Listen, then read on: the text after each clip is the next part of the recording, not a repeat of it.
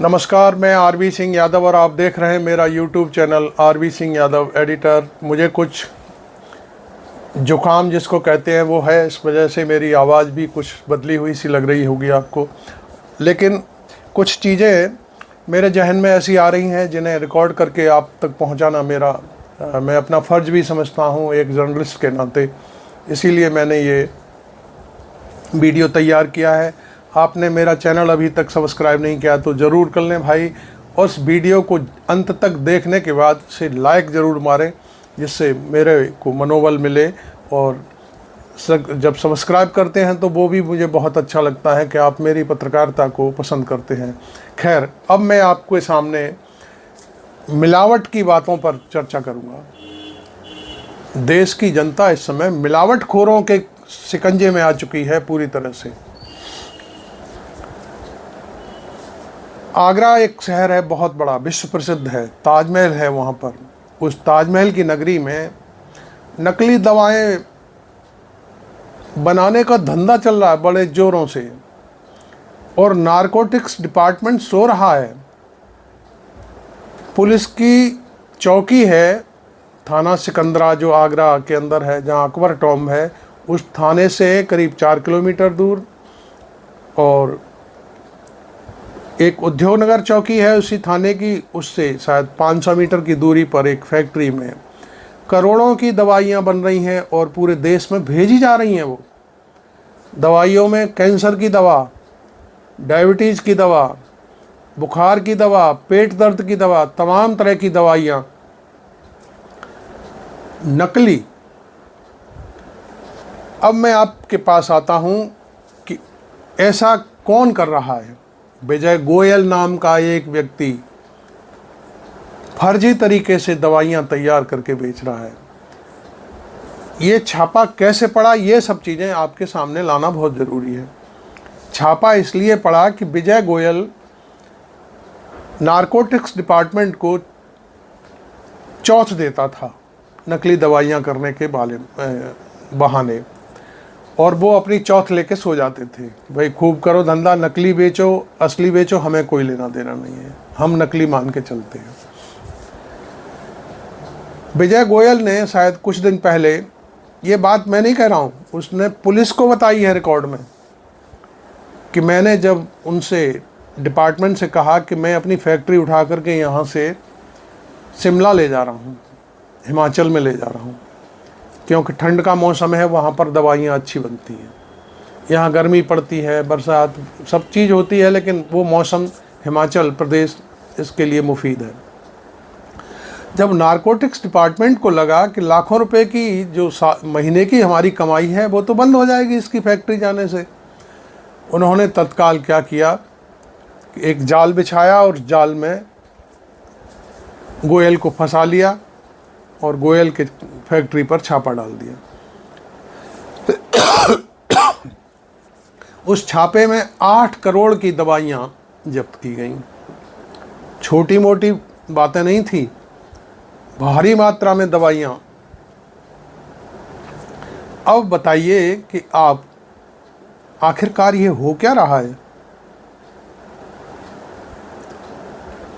अब मैं आता हूँ एक दूसरी बात पर। ये तो रही दवाइयों की बात, और अब तक हम सुना करते थे कि दूध दही नकली आता है नकली, बहुत सारी चीज़ें हैं, आपको मालूम ही है। आगरे में तो बहुत नकली दूध दही बनता रहता है, मावा बनता है। ये चर्चा हम बहुत दिनों से सुनते आ रहे हैं, और पकड़े भी जाते हैं लोग, लेकिन होता कुछ नहीं, सैंपल लिए जाते हैं, पड़े रहते हैं वहाँ पे, कोई नहीं पूछता। अब नई बात मैं आपको बता दूँ, मैं आज अमर उजाला अखबार पढ़ रहा था, उसमें एक रिपोर्ट छपी है। डॉक्टर विचित्र सिंह हैं, कोई संवाददाता हैं उन्होंने अपनी रिपोर्ट छापी है। उसमें कहा है कि नकली बीज आ रहे हैं भाई। उन्होंने फिरोजाबाद का जो नारखी ब्लॉक है, उत्तर प्रदेश का ज़िला फिरोजाबाद, जहाँ पर नारखी ब्लॉक है, विकासखंड है, उसके दर्जनों गाँवों में किसान परेशान हैं, क्योंकि उन्हें मिर्च का बीज नकली दे दिया गया। उन्होंने ख़रीदा था शिमला मिर्च का बीज, और जब खेत में पौध लगाई गई, पौध हो गई, पौध को फिर रोपा गया, पेड़ बन गया। पेड़ पर देखा तो खेत में इस कोने पर शिमला मिर्च लगी है, उस कोने पर छोटी मिर्च लगी है, बीच में कुछ और लगा है, मतलब तरह तरह की मिर्च, तरह तरह के पेड़। अब इसको लेकर के वो बहुत परेशान हैं। मैं आपको बता दूं कि नारखी ब्लॉक, आगरा का जो खनौली ब्लॉक है, उसी की तरह जैसे आलू पैदा होता है वैसे ही नारखी में मिर्च बहुत पैदा होती है। उसकी वहाँ के किसान मिर्च की सप्लाई पूरे देश के लिए देते हैं। बहुत बड़ा कारोबार है मिर्च का।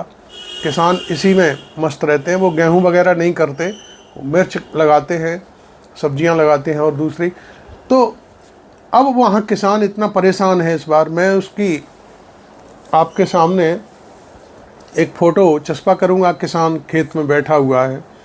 खैर, अब जब किसानों ने कहा कि भाई हम जिसके यहाँ से बीज लाए थे उससे बात करी, तो उसने कहा कि भाई मैं तो कुछ नहीं कर सकता, क्योंकि बीज तो मैंने तो सही दिया था और एक ब्रांडेड कंपनी है वहाँ से ला करके दिया है। बड़ा परेशान हो गया। अब बताइए कि आखिरकार इसमें गलती किसकी है? किसको पकड़ रहे हैं आप? क्या कर रहे हैं? इधर आरएसएस का मथुरा में एक कार्यक्रम हुआ, कल की एक प्रेस कॉन्फ्रेंस हुई, उसमें जाने क्या क्या बोला गया। यहाँ तक कहा गया कि बटोगे तो कटोगे। योगी जी की जो नारा था उस पर आरएसएस ने मोहर लगा दी पूरी तरह से कि हम उस नारे से सहमत हैं। आखिरकार ये सब चीज़ें बंद कब होंगी भाई? आप सरकार में हो, आप इस बात पर क्यों नहीं तस्दीक करते कि लोग नकली चीज़ें खरीद रहे हैं? डायबिटीज़ की दवाएं लाते हैं, रोज़ खाते हैं, लेकिन डायबिटीज़ नहीं घट रही है। अब घटेगी भी कैसे? जब नकली दवाई होंगी तो डायबिटीज़ तो कभी ख़त्म ही नहीं हो सकती। डॉक्टर दवाएं लिखते हैं, वही उसी के नाम से नकली दवाइयाँ आ जाती हैं। इसी टाइप से किसान भी परेशान हैं। मैनपुरी के कई किसानों ने शिकायतें की कृषि विभाग से। उन्होंने मक्का बोई, मक्के पे भुट्टा ही नहीं आ रहा है। नकली खाद की शिकायत की, सैंपल ले लिया गया और उसके बाद कोई कार्रवाई नहीं हुई। कृषि विभाग और नारकोटिक्स डिपार्टमेंट किसके अंडर में आते हैं? महाराष्ट्र सरकार के अंडर में नहीं आते हैं, गुजरात सरकार के अंडर में नहीं आते हैं, यूपी सरकार के अंडर में आते हैं। इन पर लगाम कब कसी जाएगी?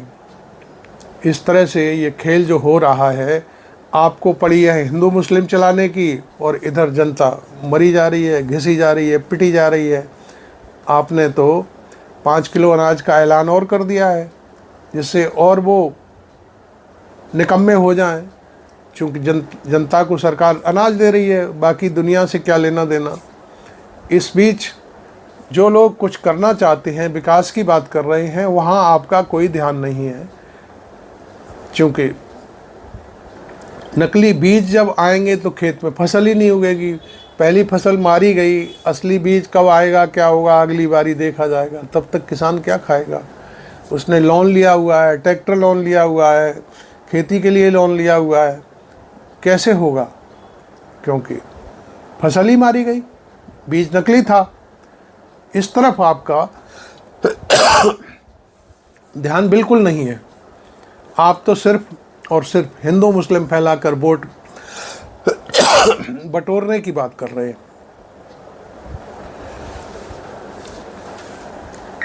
अरे भाई, ये जो नकली खाद बीज बेचने वाले, नकली दवाएं बनाकर बेचने वाले सब हैं, तो सब आप ही के छत्र छाया में पल रहे हैं।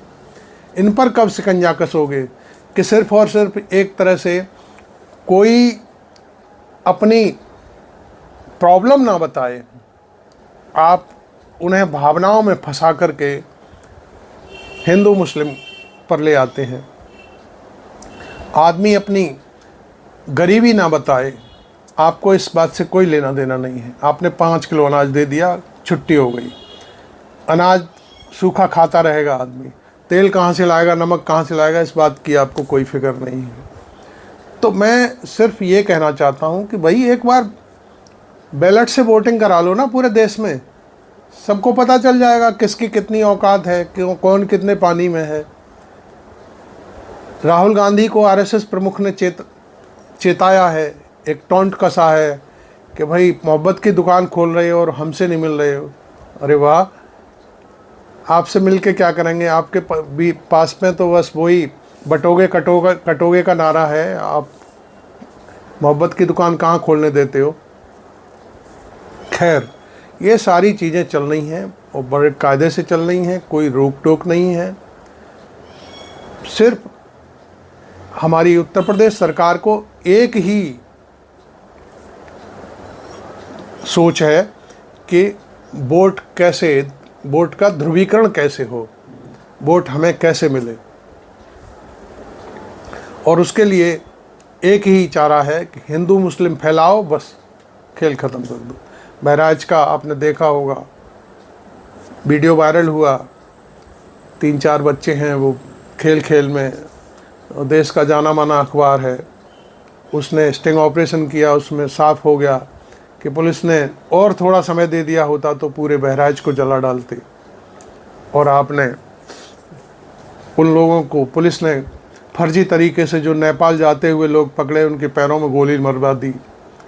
आपको ये नहीं मालूम था कि सारा फर्जी है मामला, जानबूझ करके किसी के घर पर चढ़ करके वो झंडा फहराने की कोशिश की गई थी। आप सिर्फ ये सारी चीज़ें इसलिए कराते हैं कि नकली बीज पर कोई किसान आवाज़ ना उठाए, नकली दवाइयों पर कोई मरीज़ आवाज़ ना उठाए, और खाने पीने की जो दूध दही की चीज़ें हैं उन पर कोई बात ना करे, क्योंकि इन पर जब बात होगी तो आपकी पोल खुलेगी। आप पोल नहीं खुलवाना चाहते, इसलिए आप ऐसा नारा देते हैं कि जनता तत्काल एकजुट हो जाए।